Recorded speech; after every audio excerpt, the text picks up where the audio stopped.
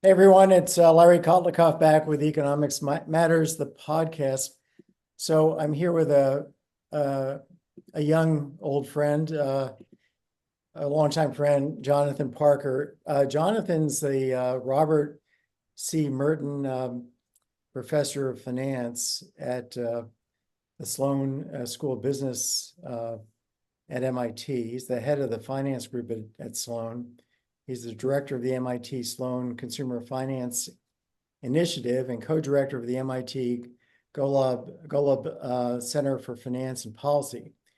So to be the Robert C. Merton Professor of Finance is a big deal. Robert Merton has the Nobel Prize in Finance for seminal work on option pricing theory and all manner of other issues in finance. And he developed the Black-Scholes-Merton option pricing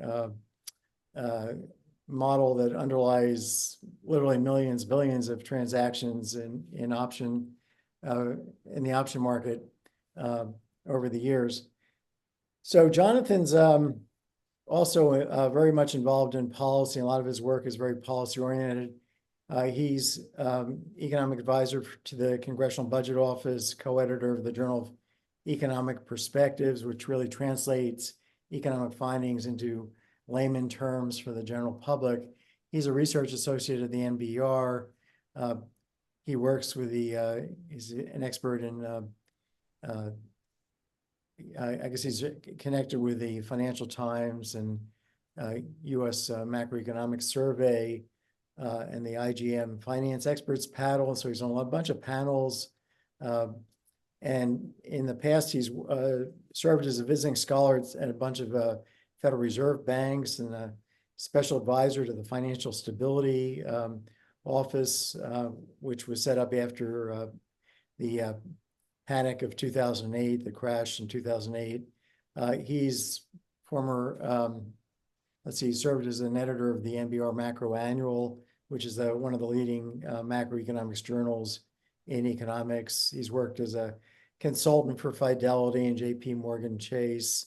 And yeah, he's just got a whole bunch of edited for the American Economic Review. And so he works on all kinds of issues in finance, macroeconomics, household behavior. And some of this is micro-oriented. It's about risks and asset returns and cash flow constraints and how households make decisions and fiscal stabilization policy. So he's kind of taken his findings and said, okay, if we're in a recession, how are we going to respond to that at the government level? What kind of policies should we be engaging in? Looking at the implications of behavior and government policy for national saving and business cycle fluctuations, as I just indicated, and then just modeling how people make decisions. So welcome, Jonathan. I'm delighted to have you. Thank you very much, Larry. It's nice to be here. Yeah, you're one of my favorite economists because you work on such interesting stuff, and it's connected to a lot of the things I'm interested in and we've worked on. So how did you where did you grow up? You grew up here in Boston, right? Your mom and dad are both at BU, I think? Yep, did a lot of growing up here at Boston. My parents moved here when I was between fifth and sixth grade from actually Portland, Oregon. And my dad was taking a job at BU, where you were obviously probably not quite there yet.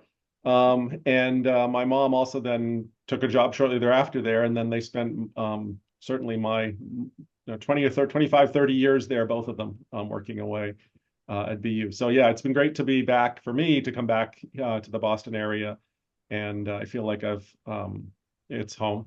So we can claim you as a Boston University product, so to speak. Yeah, you can. Okay, there we go. All right. I've been trying to get you to BU for a long time, so we got to get you there that way. So how did you get interested in economics? Your parents aren't in economics, are they? No, my dad at BU was a professor that studied Ugaritic and the city-state of Ugarit, which is pre-biblical ancient Syria. And so he didn't quite know how to average a midterm and a final with different weights. He was not at all mathematical. So Wow. he didn't know exactly where I came from. But I found myself interested in quantitative analytic things and interested in policy, and economics combined those two. And I guess I found it probably really a love for it in college, where I first really, it clicked for me. I thought it was fun, interesting, and I What did your wanted to mom figure out do? more. What did your My mom do? mom was a lifetime administrator at BU. She Mhm. um, started doing things like admissions in engineering, actually, and then at one point she saw different needs and moved around the university. She started the Office of Scholarships and Fellowships there, which she thought there was a bunch of great BU students who weren't applying for the national prestigious scholarships and the like, and the university should have some office that connected them and got the right students out there and put them forward. And she got several.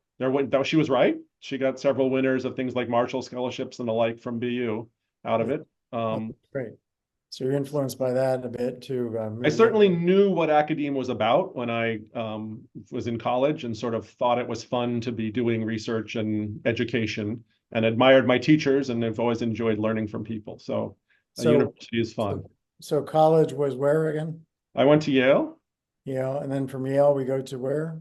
I spent a couple of years actually in Washington. So my parents were actually immigrants from the UK, and they didn't really know much about the American system. But I went to school locally here. Got into Yale somehow. My dad said incredible or amazing or unbelievable. I forget which of those things. And then after that, I went to DC for a couple of years because I was interested at that point in economics and policy. And so I was a research assistant at the Council of Economic Advisors. And that was a phenomenally interesting year. And then I was a research assistant at the Urban Institute working on sort of poverty and labor related issues. And so that was also a very interesting year. And then I went off to graduate school and spent a little time at Michigan and got my PhD at MIT. Oh, okay. So you got a PhD in MIT, and then it's Northwestern, right? After that. Then again, there's a little bit of moving around. So I was part of my wife is also an academic. So we moved. I spent a little postdoc at Michigan while she finished up. We went to Wisconsin for a couple of years, great economics department there, and then to the policy school and economics department at Princeton, and then to Northwestern at Kellogg a few years, and then back to Boston about a decade ago to MIT. So quite a few adventures. A Okay. lot of stops. I mean, being junior faculty in particular, you can move around a fair bit, and your friends come and go, and so it's not a job for the people who like stability, but and it's not a job where if you really want to choose where you live, but I've managed to make it back home, and that's nice. Oh, that's great. And what does your wife do? What field is she in? She's a political scientist. Ah, okay. So you probably have some insight on the election then. She does international relations, but yes, she has Well, opinions. But let's stick to economics because that's way out of my depth. God, yeah, okay. It was more of a joke. But so uh so what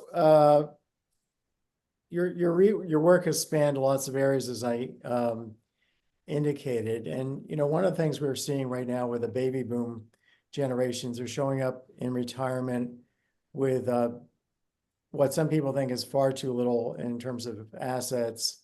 The participation in 401k plans has been, I think, very disappointing. I think it's something like 50%, and the contribution rates, even of those who do participate, has been lower than it could have been.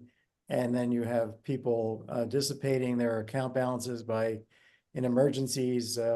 We're starting to take money out at 59 and a half and taking it out a lump sum and maybe spending it.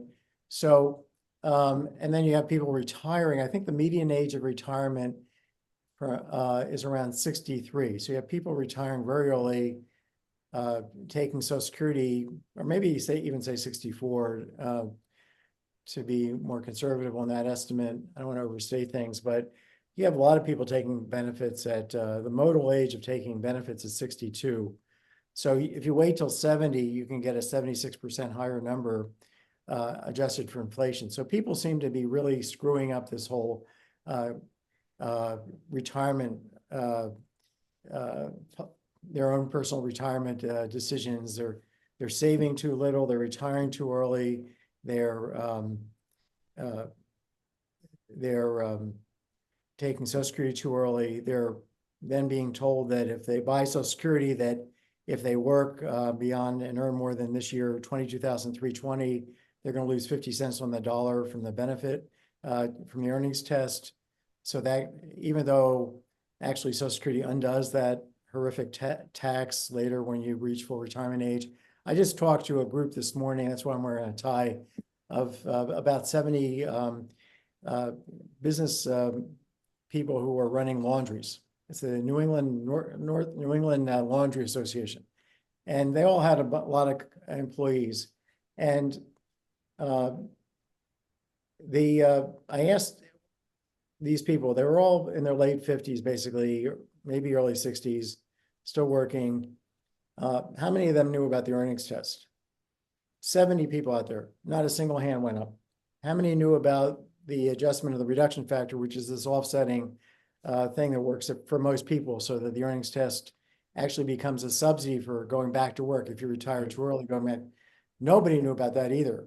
So how do you view, what's your basic Jonathan Parker view, since you've done so much work? I mean, if anybody goes to your website and looks at your list of publications, and you're still a young babe in the woods, as far as I can tell, looking at you, your hair color and everything, you're a kid, and you've enormous amount of publications, in the very top journals on all manner of behavioral, decisions of households. How do you think Americans are screwing this up systematically, or do we have some segment that's got it right, but the vast majority are really, and is economics kind of failing society, not telling people what to do, as opposed to, we're studying a lot, and a lot of your studies are of actual behavior.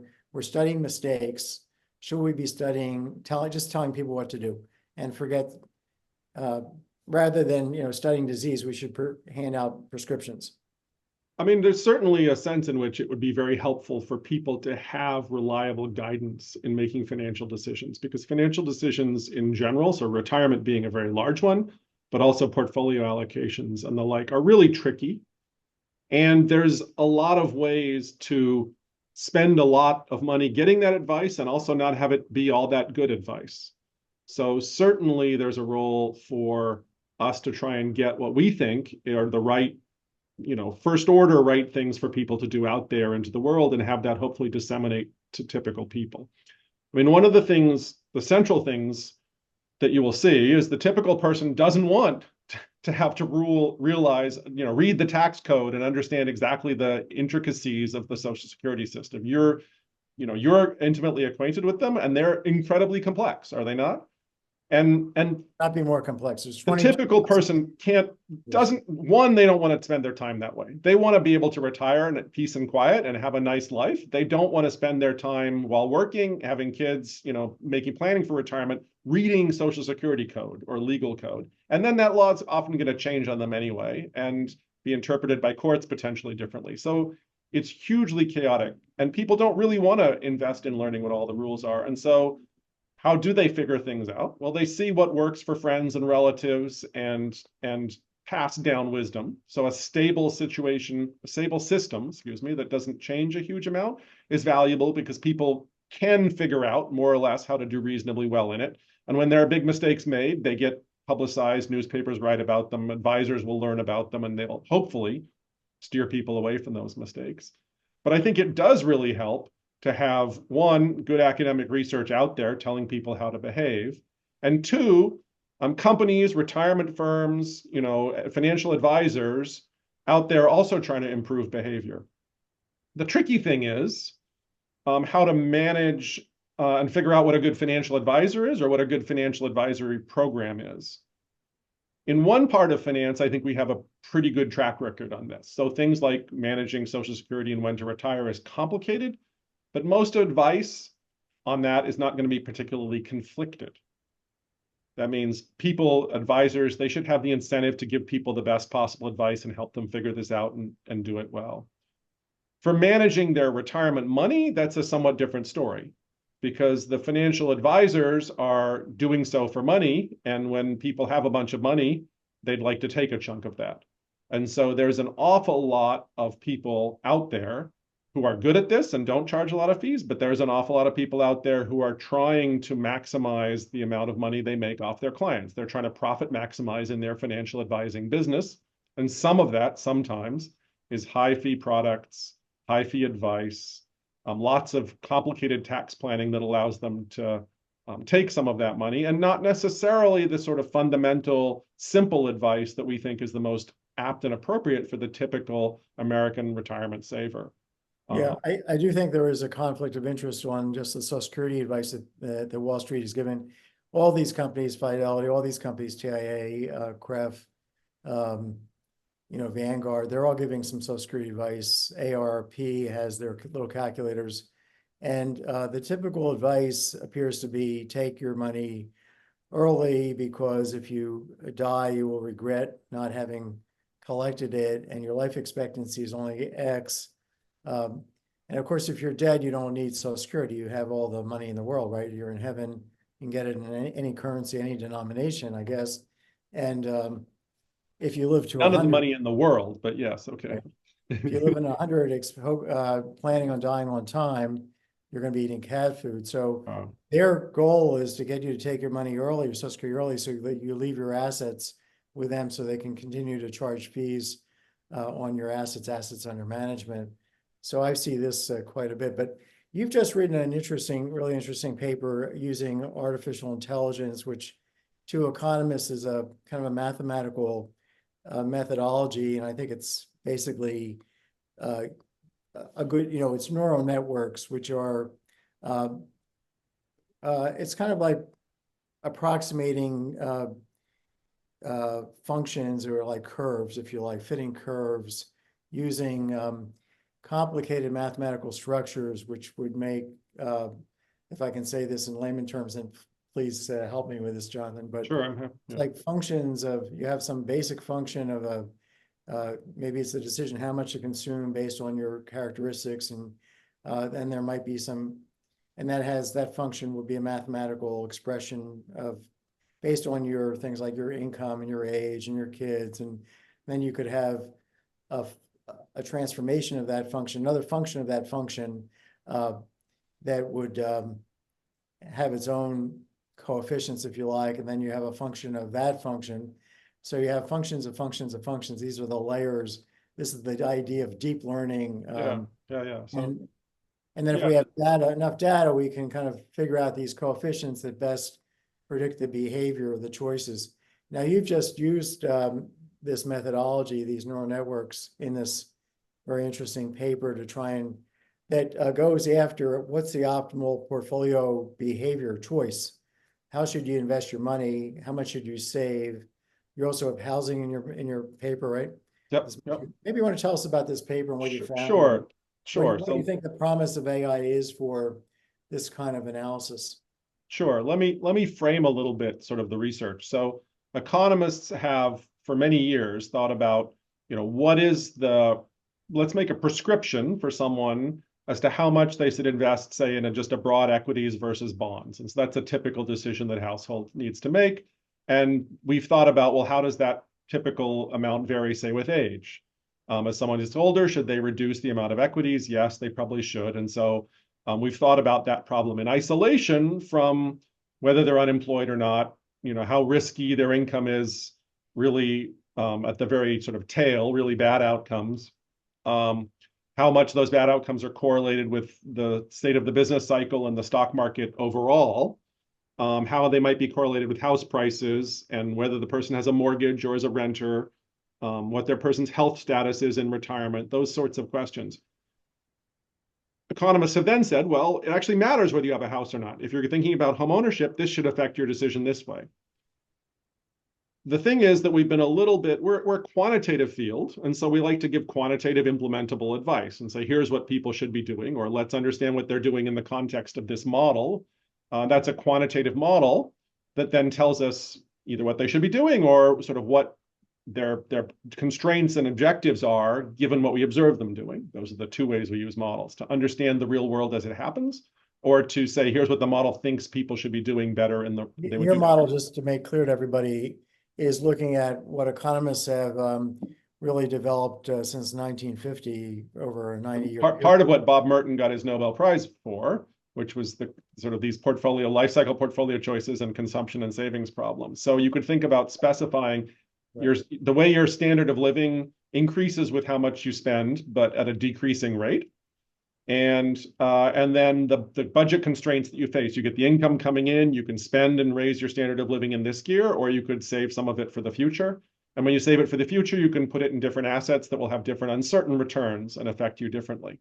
So let me add to that by saying that kind of the basic foundational work was developed by von Neumann and Morgenstern, which is expected lifetime happiness.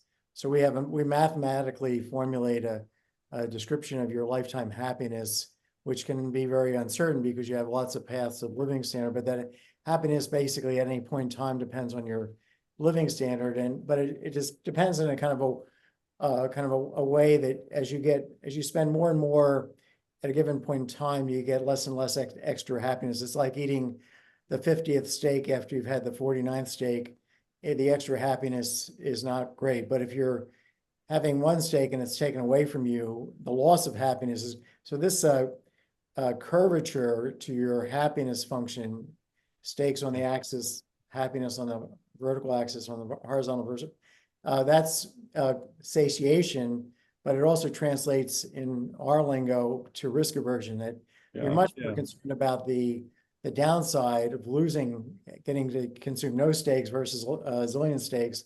And that's influencing your portfolio decisions, your insurance decisions.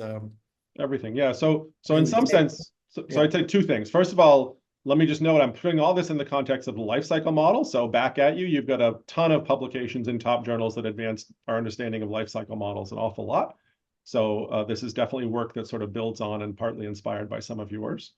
And then secondly, I'd say that what we call diminishing marginal utility, which you're talking about, sort of the way that doubling your spending doesn't quite double how happy you are, it does something less, is the fundamental reason why people would save for retirement. Because if you consumed a lot while you worked and then nothing while you retired, that would be pretty miserable during retirement. So you tend to save while you work to spend, have plenty while you retire. People are squirrels, it's just.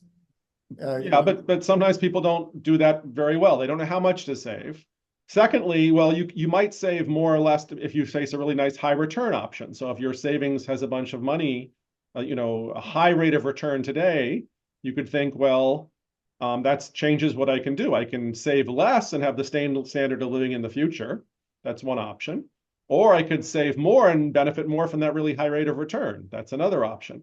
Which one you do is purely a quantitative question and depends on things like that, the curvature of that utility function, how much less utility you get when you double your spending, for example, or increase it by 10%, how much more happiness you have.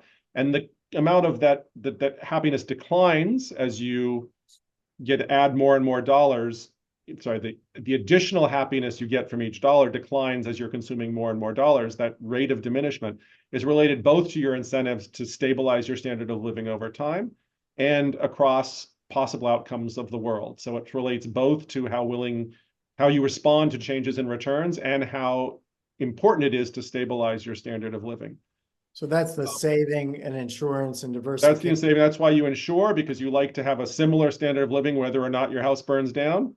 It'd be really bad to have nothing if your house burns down and a little bit more if it doesn't. So you buy insurance and you save for retirement because you like to stabilize your standard of living. And that motive and the mathematical strength of that motive then gives us a relatively clear objective for what the household should do in relatively complicated environments where there's house price risk and mortgages and stochastic bond and stock and short-term interest rate fluctuations and income that moves around in maybe a way that is both permanent shocks, really good news about your career and your occupation, and transitory shocks. Oops, I got unemployed. It was a bad recession year or things like that.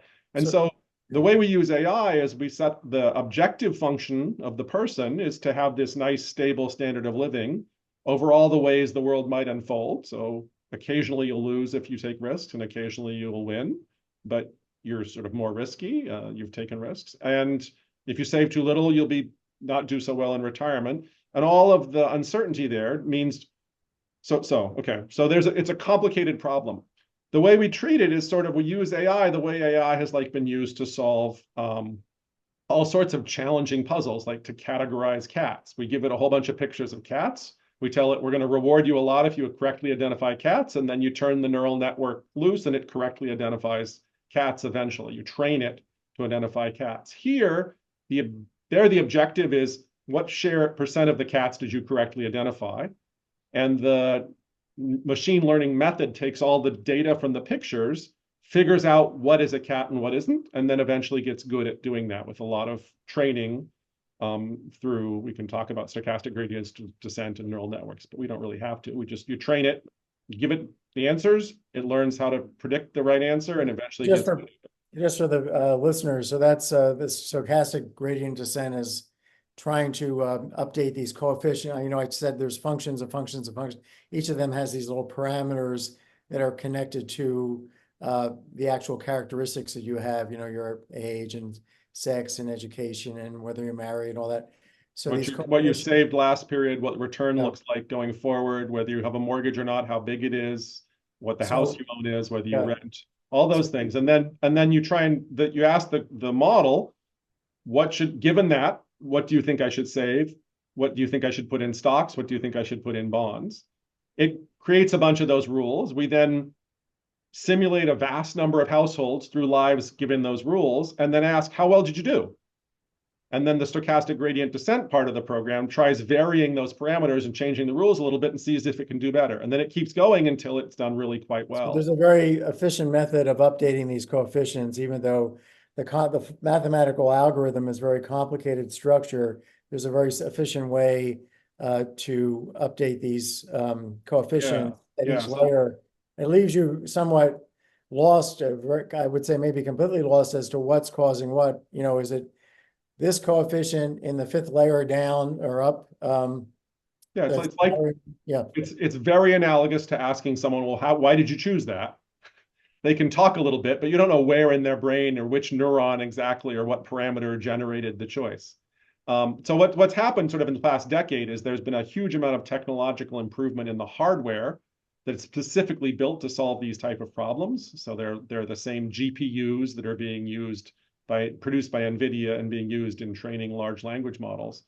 And in the software and programs the efficient use of the data, so efficient techniques to solve these programs. So that now economists, instead of asking the question, how would having a mortgage change your portfolio choice, we can throw all the complexities that have been considered in the past. It's not real world, but it's much more realistic environment. And what we think of is reasonably sensible advice as to what households should do in different circumstances, and particular as they age over their life.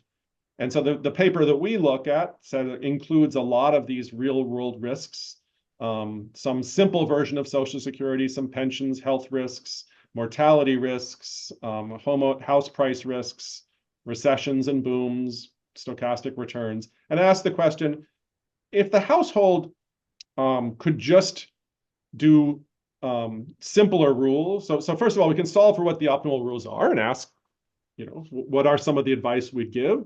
And then we ask the question, well, you know, what we've done in finance and in retirement savings a fair bit is steer the typical dollar now saved in 401ks into what's called a target date or life cycle fund, which allocates between stocks and bonds in an age-dependent manner. So it starts early in life, very heavily invested in stocks.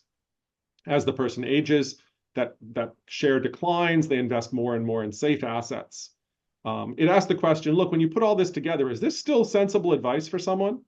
And the first answer the paper gives is, yeah, and actually, it's pretty good on average. The second question we ask is, well, wait, there's a lot of things that differ across people besides just age. We're telling them what's right to do given their age. Could we do substantially better by telling them what to do based on whether they're unemployed or not, whether they own a home or not, what their health status is, so on and so forth? And the answer there is, yeah, you can do quite a bit better. You could do sort of as much as if they had 3% more money or 2 to 3% more money in every single year of their life. You could do that much better. So there's a potential for providing much more advice to people. Now, let me give two caveats to that advice. One is this is a model, it's not the real world. And it's going to depend a little bit on how risk averse or how much curvature any given person is how people care about the stability of their standard of living. They differ across people. And so we probably want to calibrate that by asking people questions, not the sort of questions an economist like to ask, like what's your coefficient of relative risk aversion of your utility function? No one would understand that. But we can ask them to make hypothetical choices over possible standard of living choices to try and gauge what the right advice is for any given individual. And so that would say we could customize potentially a little bit on that. And the second caveat is that, finance has a long history of trying to complicate things and give people more customized solutions in order to make more money that don't actually add a lot of value. And so one is a little concerned about sort of the further and further personalization as making things more complicated and more fee-based. Whereas what the first, I think you and I would probably both agree that sort of two fundamental lessons of investing for retirement or any other reason are: one, diversify like crazy. So hold something like the market portfolio if you can, which includes all issued stocks and bonds in the share in which they're issued. And so diversify like crazy. And two, don't pay much in the way of fees. Right? Those are two very fundamental and simple things to follow. And you're going to get much of the benefits from just following those two ideas. Right. So let me just kind of back up just a little bit and give people a little bit, connect everything here. So we have this basic kind of from von Neumann and Morgenstern. Morgenstern was I forgot von Neumann's first name, but is it Richard? That sounds right. Richard von Neumann? Yeah. Anyway, he worked on the atom bomb. Everybody watched Oppenheimer, so probably has some reference to von Neumann in that movie. He was down in Manhattan at the project and at Los Alamos for part of the project, I believe. So a brilliant guy. I think he's viewed as the inventor of the computer, maybe with Turing.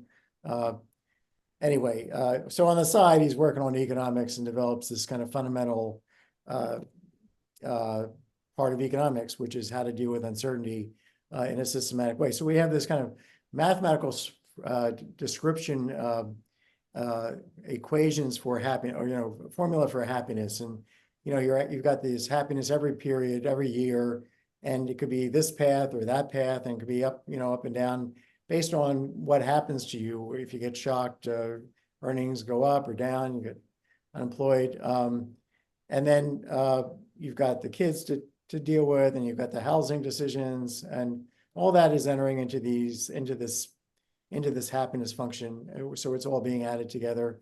And then, so we had techniques before Jonathan's paper that he's referencing for how to solve that problem. They're just, but Jonathan's come up with his colleagues, co-authors, with a different methodology. We've been using something called dynamic programming. This is a different.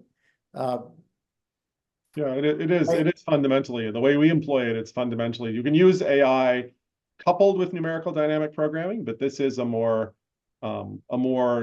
in some ways, it's a very simple way to describe it as the following, which is we guess how much people should save in different circumstances and invest in different circumstances, and when they should buy a house, and all of these rules which depend on their circumstances.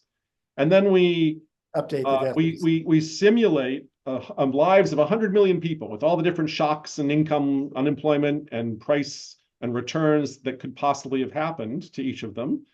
And we apply those rules and we ask, how well does that person do on average? And actually the process in doing that, we actually make some small variations in the rules they use, and then see who does better.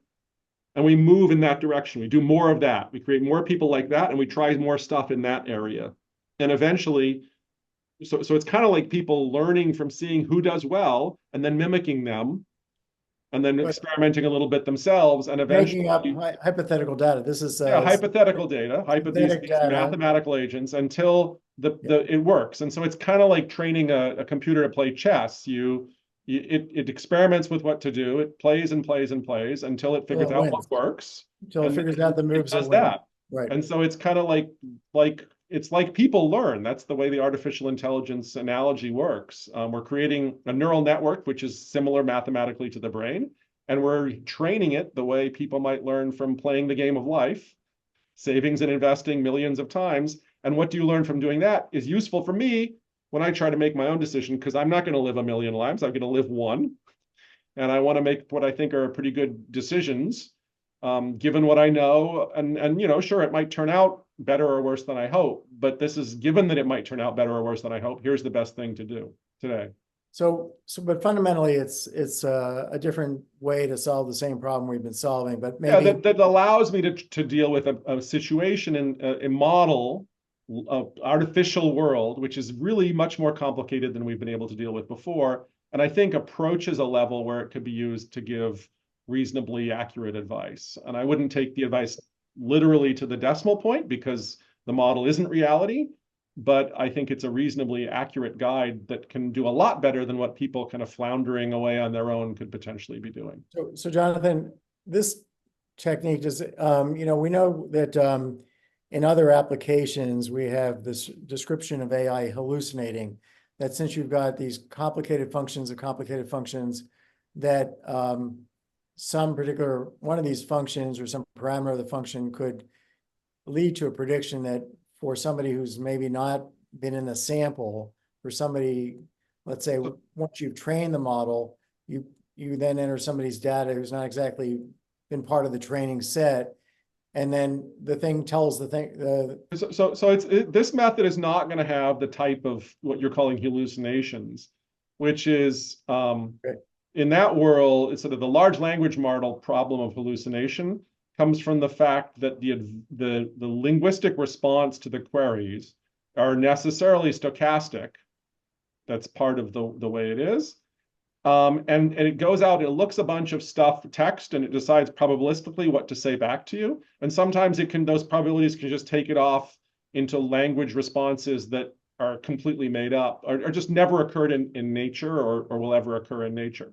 In our world, the risk is not that we tell you to save, $5,000 this year as you're approaching retirement, and you should be saving nothing or 10. It's that, you maybe should be saving 510 because the function isn't really smooth. But we've simulated the model so there's people close to that who've been very close to the situation you're in. And the model has worked hard to figure out what those people close to you should be doing. And the only error comes from the fact that you're in a slightly different position than any people in the model, but only a little bit. And so we're very close to giving you the right advice. Okay, There's nothing stochastic in that way that would lead you astray in a reasonable way, the way large language models can sometimes hallucinate. So you're coming away from this pretty extensive work. It probably took a couple of years to get this thing together with your co-authors. Pretty optimistic about this as a kind of a new technique that can really take us the next step in helping people make all these personal financial decisions. But let me raise this other question with you, which is that, I went down to one of the Wall Street companies. This was, I might as well say, Morgan Stanley, and we showed them because we were showing them my company's Maxify Planner software, which doesn't handle all the risk. It handles the investment risk, but not all the risks of the earnings and so forth. But though you can do what ifs. But anyway, it does some pretty incredible things that like it deals with all the 22,000 pages of rules of Social Security, which can be very important for particular households. Anyway, so we got everybody there is like under 35. And the head of this group, he's like the second highest ranked personal financial planner person at Morgan Stanley. And so we're having this meeting. I'm showing him and everybody else, all the people, there's about 15 people, all the things this thing can do, which I view as pretty incredible. Like, is moving to, you just hit retirement, you took benefits too early, or you think about taking benefits, but if you waited till 65 and you moved from Connecticut to Tennessee, where there's no state income tax and the housing is cheaper, and you wait till 70 to take Social Security, now your lifetime spending can go up by almost a factor of 2, all with safe moves, nothing stochastic. And the answer is a half a second. Okay, so it's not using AI, but it's using another technique that is faster than, we're not predicting the right answer, we're finding the right answer. So, at the end of this, hour demonstration, no questions from anybody, because I think maybe it was over their head a bit. And this wasn't even utility maximization. It was just saying, what if you wanted to have a smooth living standard, or a living standard per person that followed a pattern that you were going to set, that you could set ahead of time. The guy, the 33-year-old, 35-year-old is in charge of their whole planning group, says to me, I said, well, what did you think? Because he didn't say anything in the whole talk. He said, we have just signed a contract with, I don't know, Microsoft or somebody to use AI to be the only, exclusively, to do financial planning based on AI. Now, their financial planning, they're not trying to maximize expected lifetime utility.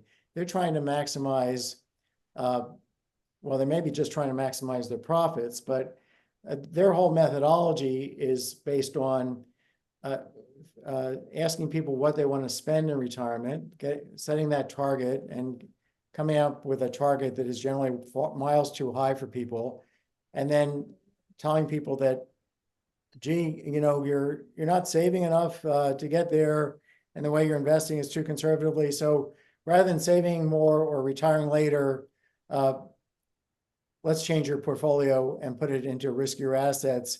So now your probability is 85% of not running out of money. Now that leaves you with a 15% chance of being destitute, eating cat food at any time after retirement. It's going to, 15% could happen the day after you're retired. It's a small probability, but it could. So what I'm worried about here, what I'm getting to is they have a lot of people that they're giving advice to, and they could take all that advice that they're giving and all the characteristics of their clients, train AI to provide the advice that their advisors are giving. And then you have financial advice being trained to give bad advice. You have AI being trained to give bad advice. That's my big concern with AI in the real world, that in the real world of personal finance. Yeah. So, I mean, it's true that a company like that probably cares most about high net worth clients. So most of who they're trying to financially advise are not your typical American retirement saver. Like if you think of where the profits come from and where the money comes from, it's they're sort of moderate net worth people are probably, 10 million to 100 million or something. A lot of financial advisors also really care about people when they approach retirement, because that's when they have the money and that's when they can pay the fees. Right. And really, that is true. That is when they're making a Social Security claiming decision. But when you're 35, your retirement contribution rates are pretty important for your retirement savings. And in some ways, there's a marketing issue here, or a sophistication. Like the people who most, the people who most need financial advice are sometimes the people who have the most difficulty knowing what good financial advice is. Right? It's difficult to know what you don't know and evaluate whether that's a good answer or a bad answer when you don't know the answer. So there's an example I like to give when I teach, which is sort of, how do people make decisions? And there's an old, one of the first things we teach students, and I think about household finance in general, is it's not very helpful to try and pick stocks as an individual, because there's all these super sophisticated firms out there that pour through the balance sheets and get all the latest information. And they're the ones buying and selling on the other side. And so if you're just a simple, I like the name of the company, or I went to the store once and liked a product, you're not buying, you shouldn't pick a stock based on that. You shouldn't buy Tesla because you think electric cars are the future. That's already baked into the price, and much, much, much more has already figured out. So don't try and pick stocks. So instead, buy a mutual fund. Mutual funds, and in fact, buy a very diversified one, maybe one that isn't even active, just buy a bunch of stocks. That's the way to do it. Well, the problem with that is there are more equity mutual funds than there are stocks. So we've told them to move from something which there's a small number of, just to now pick one of a very large number of, and that's tricky. And so the advice there we try and give is, okay, make it low fee, make it highly diversified, not very active, fine. But how do they get advice? How do they even get to know that? Well, maybe what you should get is a financial advisor. And now the question, well, that's great. People who don't know what to do should get in a financial advisor. That's easy to say, but there's more financial advisors than there are equity mutual funds. And so which financial advisor should you get? I don't even know. Most people, Charlie, should out. Maybe your listeners know this, but they should. That there's a site called Broker Check. Every registered financial advisor is listed on it. You can look up your registered financial advisor, and it will tell you any past criminal or ethical violations they have on their records. And so before signing up with one of them, you can at least do this basic check, but most people don't even know that that exists. So there's I a would steer sense in which trying to get people who don't know what to do to know that your program is better, or for me to know that my program advice is better, is tough because they don't know what the right answer is, so they can't know that you have the right answer. Yeah. Well, I guess I would say, that's with my company, we're trying to persuade people, obviously, that economics, 100 years of economics, really going back to Irving Fisher, development of the life cycle theory, is really based on common sense and the behavior of squirrels, if you like, and just, human physiology, as opposed to, hey, what would you like to spend in retirement? I can make that happen for you. If you're going to somebody who's asking that question right off the bat, you don't want to be anywhere near them, and that's 350,000 people. Yeah. I worked with the same company. I talked to them probably 20 years ago, different set of issues, but they, I looked at what was sort of the questionnaire they gave before giving people advice, and it was like, how risk averse are you? Very moderately, not at all. It was just maybe four choices, which is completely useless if you think about trying to give quantitative advice. Those are very fuzzy questions. And so questions, the more risk, would you like, for 2% less standard of living in retirement, would you risk a 10% increase or a 10% drop 50-50?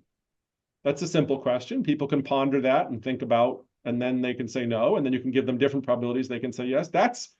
Those sort of questions allows me to put a specific number on the sorts of programs that I run and give out, okay, then here's a specific quantitative equity share you should have that's really disciplined by their own preferences and the world they live in. So it's a much, much better, the AI is not about, AI can be used to give really precise, well-disciplined, good economic advice.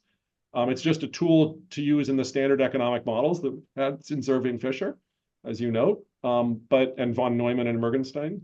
But I'm a little concerned that the marketplace doesn't understand the value of that the way it should, and that a lot of people just want a financial advisor to hold their hands and not, they don't actually give very sensible economic advice sometimes. So let me ask you, you're in the top, arguably the top finance department in the world.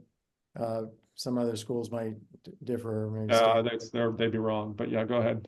Yeah, they're wrong. Okay, so how many of your finance professors are teaching conventional financial planning as part of their finance courses? So we just added, so we have a core finance. We don't have actually a core finance. We have the first MBA level finance course, covers a bunch of standard sort of finance topics that you want to think about if you're going to make a decision in a business about present discounted values and how to decide which project has more value than the other, which are basic things. Well, we now have a day which thinks about many of these same cost topics applied to personal financial decisions, just to illustrate how useful quantitative finance thinking is for making all sorts of decisions. So the sorts of things we think about are how much should one contribute to the 401k plan? And then there's obvious things about matches, which just jump right out at you. When is it time to refinance a mortgage? It's a very pretty easy once you do quantitative finance answer to that, but a lot of crazy advice on the internet. Questions like that. And so we show a day of that to all of them. And given the quantitative finance tools that they'll go on and get, they should be able to make some of these decisions reasonably well themselves. But the real world has an enormous aversion to thinking about things sensibly. But yeah, when you say you're doing, I mean, you're not doing, what I meant by conventional financial planning is the entire methodology of asking what your target is. No, we don't do conventional financial planning at all. No, we're going to tell people, here's the fundamental principles. I just want to get this across that top, if you go to the top 50 or 100 business schools and the top 50 or 100 PhD programs in economics, nobody is teaching conventional financial planning. Nobody, no, that's right. Exactly. They would get fired. It's like malpractice. Yet we have the entire industry of Wall Street uh, inflicting this methodology that is product sales oriented on the entire Yeah. population.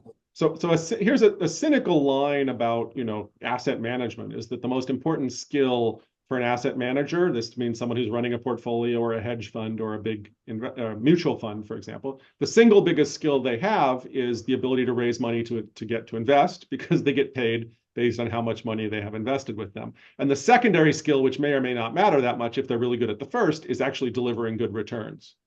So it might be a good golf game, Might be, yeah, a good golf game. As someone who you can assuage someone when they've lost a bunch of money investing with you that they can write it off their taxes and not to worry about it, and you can make them feel good in the years that you do well for them, and just keep their money with you or tell their friends that you're a nice guy and should get more money.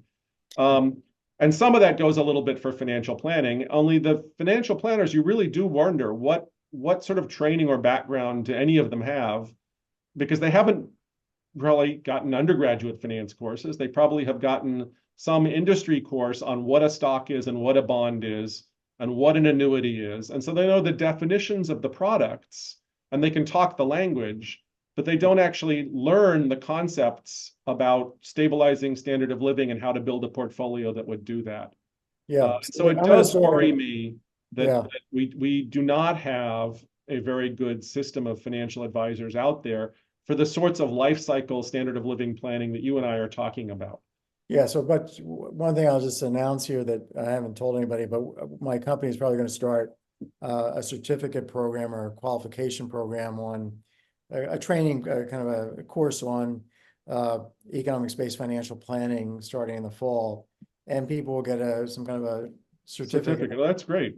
And then they'll have some training and then they could start using alternative methods. But let me get you back to some of your research, a lot of which has been focused on cash flow issues. And where do if you had to sum up all this work that's going on for many papers, Yeah. and also some of it is about the degree to which people are kind of making these kinds of decisions that are consistent with the kind of model that you put together, as opposed to they're not they're too overly optimistic or they're not consistent. They're not acting the way we would necessarily expect, whether they're rich or poor or middle class, whether the cash flow are constrained or not. You have a lot of anomalous behavior that you're reporting. And so how does that, give us a little bit of summary of that for a few minutes, and then of that whole body of research, and then what its implications are for macro policy. Sure. Actually, I'll reverse that order perhaps. So, one of the first questions, one of the standard ideas is that people want to stabilize their standard of living. And that sort of comes out of economic theory. The macroeconomic concern is that sometimes we have a recession due to too little demand for goods, that there's sort of frictions in the economy, that the entire price system hasn't adjusted the way it should. And so there's a sluggishness in demand. And one person being unemployed means they don't buy from someone else. And that person then gets unemployed, and you sort of have a cascade of low demand. And one of the things that the government has tried to counteract that is tax cuts in recessions to try and boost demand. Fine, that's age old. We just haven't, for a while, we were quite uncertain as to how effective that was, because we think of people as trying to stabilize their standard of living. So if you give them a tax cut today, and you're going to have to raise taxes in the future, should they, why does that do anything to the economy? So there's a classic example of this was 1991. President Bush the first was running for re-election. The economy was entering a mild recession as he was doing so, and he couldn't get Congress probably to pass a tax cut, but what he could do was change the withholding rules. So before the election, you'd have higher take-home pay because we were going to withhold less federal taxes. But after the election, come April, you'd owe the same dollar of taxes. And so if you paid less in withholding, you just pay more at that time or get a lower refund. And so economists were sort of shaking their heads and saying, this is crazy. You haven't changed the amount they're going to owe for the tax year 1991. Why do you think this will change behavior? But President Bush was thinking, I'm going to get more money into their pockets. They're going to spend it. The economy is going to do better. That's going to help get me reelected. Now, didn't work for him, but there's a big argument, how powerful is this? And so some of my early research was taking advantage of the next small recession, the 2001 recession, in which the government decided to actually send people economic stimulus checks to try and get them to spend and lift the economy out of recession was the idea. And again, you might think that you can't measure really what this does, because when you send people money, the economy moves around. Maybe the people who got checks got employed. The people, at some, you got to send everybody checks or it's not fair. And you're going to send, if there's lower income people you're sending checks to, maybe the economy just happened to improve for low income people, and so they spent more. And it's a little hard to tease out the effects of the checks from the effects of the economy that you're hoping to influence by exactly announcing you're going to send out the checks. And so what happened in 2001 was the government figured they couldn't actually send out the millions of checks they were going to send out at the same time. So they decided to send them out over 10 weeks, and they pretty much randomized which week different people were going to get their checks by tying it to the last two digits of the Social Security number, actually the second to last digit, which is pretty close to random. And so then what we did was sort of like a medical analysis of a medical experiment. Some people are treated early, some people are treated late. Did the people who treated early raise their spending relative to the people who were treated late? And then when the people who treated late get it, did they raise their spending relative to the people who had already gotten it and who were probably then maybe reducing it? And so we were able to kind of come up with the number that no, people spent these things pretty quickly and a fair share of them. So by that I mean, far from 100%, these are one-time payments. And if you think about it, you don't want to spend it all at once when you're trying to stabilize your standard of living. But the average spending was somewhere sort of 20 to 30% maybe, with a certain error. But it was real, what we call experimental evidence or natural experimental evidence, where we've kind of run this experiment of treating people at different times and seeing how their behavior differs. And so it was a really credible evidence that there was a pretty high consumption response to this nice liquidity infusion of getting a check. And was it like did it indicate that, I mean, were people, was was the median response higher than you would have expected, or was it pretty much what people had a lot of different views at that point. So some people thought, yeah, there's a lot of people out there who consume hand to mouth. When you give them a check, it's gone within a couple of months. And so the average response ought to be pretty high.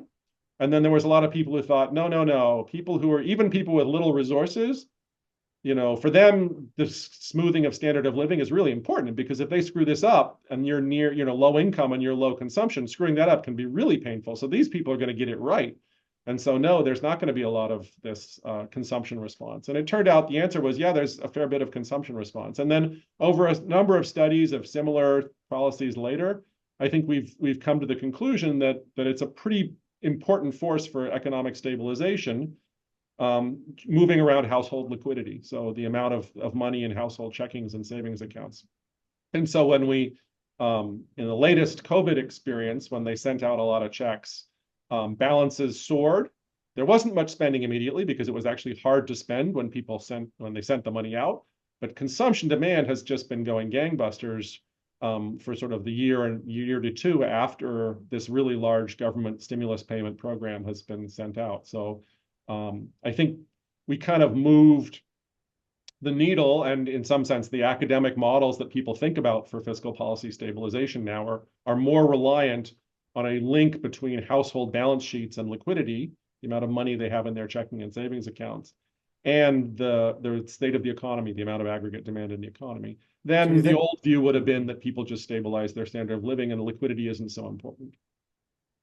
So we had this huge recession. GDP falls like 30% in the second quarter of 2020, and the government comes in with a payroll protection plan and other kinds of checks that they're sending out. Would you give Trump an A for the policy? It's under his leadership. There's always there's two versions. There's two versions of that question. One, in real time, knowing only what you knew at that time, was that seemed like a reasonably good, throw a bunch of. I guess I think it was not bad. I mean, there was a lot I'd like to have seen. I mean, there's a lot of things I would go back and do differently. If you're sitting in the policymaker's chair with a month to figure out how to do it and thinking about all the lives that are at risk, and you got to come up with something fast. Um, Yeah. I would have done less. That's- I would have paid a lot less to large, small businesses. I would have made sure their loans that aren't so easily forgiven. I would have, um, I think the first round of economic impact payments to people was probably um, the typical person. So my research suggests that the typical person didn't spend it very quickly. So it was poorly targeted in terms of insurance. We sent these economic impact payments to try and find people who weren't going to be covered by unemployment insurance or some of the other social safety net programs who just had lost their incomes because the pandemic for a month or two just gone.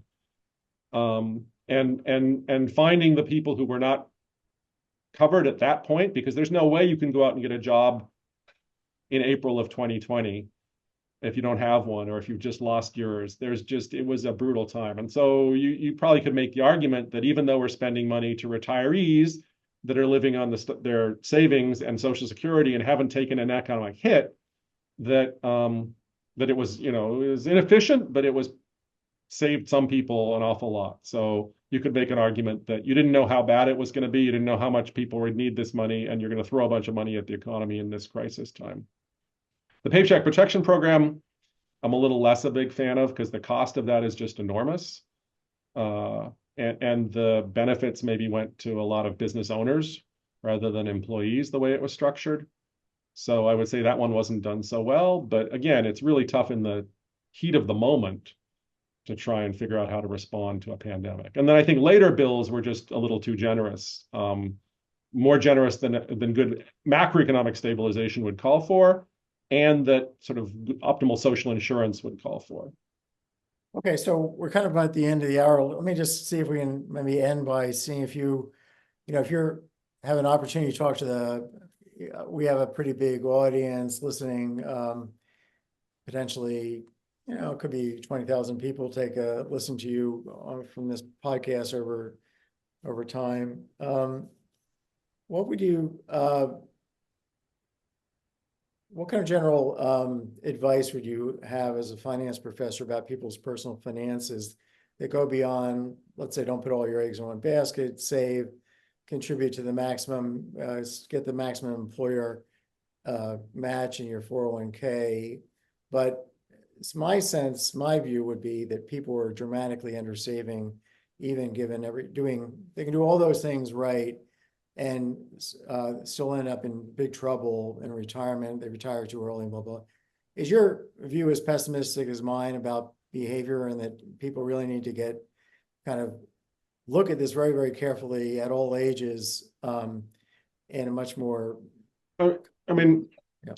So that the taking advantage of retirement matches whenever you can, I mean, that's 100% rate of return if they're matching dollar for dollar with no risk. That's what they promise you with Bitcoin, and it never delivers, right? So that's the best thing you can ever invest in almost. I would say, I mean, it's a little tricky, so I'm not exactly sure who your audience is. There's sort of the bottom half of the US population that is not doing a lot of saving for retirement.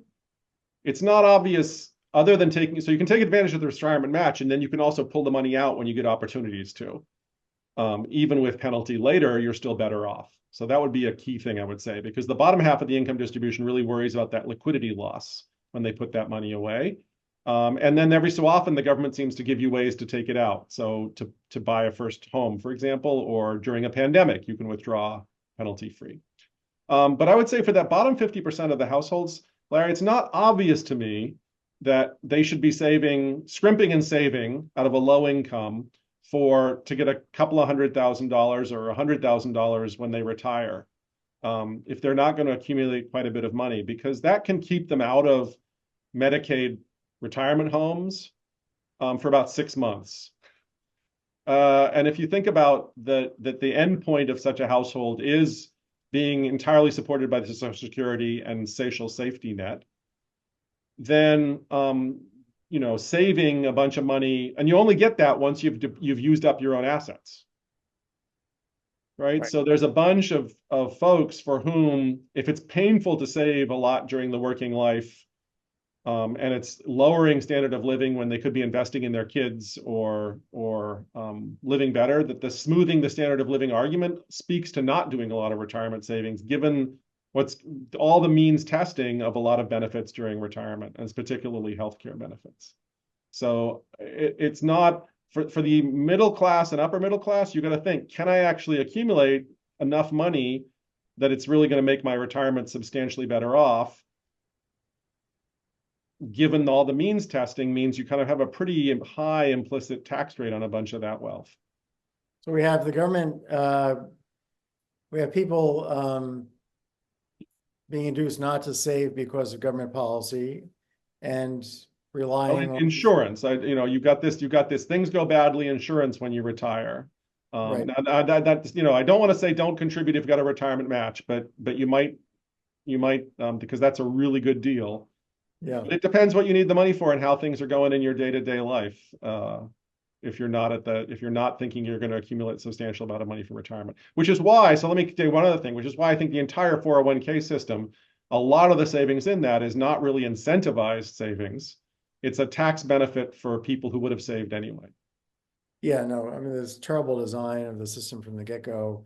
It's probably, and the national saving rate, and you've also studied this, has gone from about 13% of national income in the 50s and 60s down to 3% last couple of years, just a complete, with some ups and downs, downhill slide.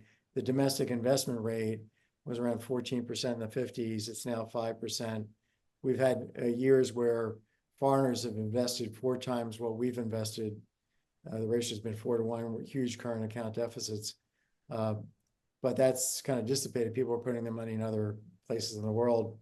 But the savings rate goes up a lot as you move up the income, though, sort of the long-term income distribution, right? So I think I've learned this from you. You look at the faculty and staff of BU and you find pretty good rates of retirement preparedness because it's a reasonably well-paying institution and it's a reasonably generous 401k plan. Yeah. It's the work, and those people do seem to be doing a reasonably good job. So it's not one plan fits all, no that, but I do think that an overall statement is that if most people are just kind of burying their head, counting on that 401k, let's say they do participate, counting on, I'm talking here about the middle class or upper middle class, counting on Social Security and saying, I don't have to do anything more. I don't have to think about it. I don't have to look at it. I have so many colleagues in my department. We have our software, 35 economists. There's 5 people using the software. One guy came to me just the other day, Dilip Mukherjee, one of the top, he's the most brilliant, one of the most brilliant economists I've ever run into, works in game theory, development, economics, just knows everything about anything in economics. He said, I've been using your software and it's fantastic. He loves it. And this is, I'm not trying to kind of advertise here, but I just want to. Yeah. So, that's great to hear. How long have you been using it, Dilip? 3 years. He's been at BU for like 25 years together with me. Every year he's been told this software is here for free. And it's taken him 22 years to actually click on it. Yeah. And it's terrific. And it's really helping me dramatically with my future. I mean, that's partly, that sort of echoes back to, people don't like thinking about this. They don't like planning for it. They don't like doing it. Even I, and you, I don't know, you probably do this in your spare time. I am, one of the world, maybe not your level, but one of the world experts in this. I don't want to go home on the weekend and do a bunch of personal financial planning. That's not how I want to spend my time away from work. That's not at all how I want to spend it. So it's we have to provide people with solutions and advice that they can evaluate and find good, and that doesn't take a lot of effort on their part. And so that's why kind of with the design of the programs and the design of the code and the design of the good advice needs to be good. And then we need some sort of we need to then get it out there to them in simple ways. So here's my deal with you, Jonathan. Whenever you feel up to it, we will spend a couple hours on your financial plan. I'll do all the inputting of your data.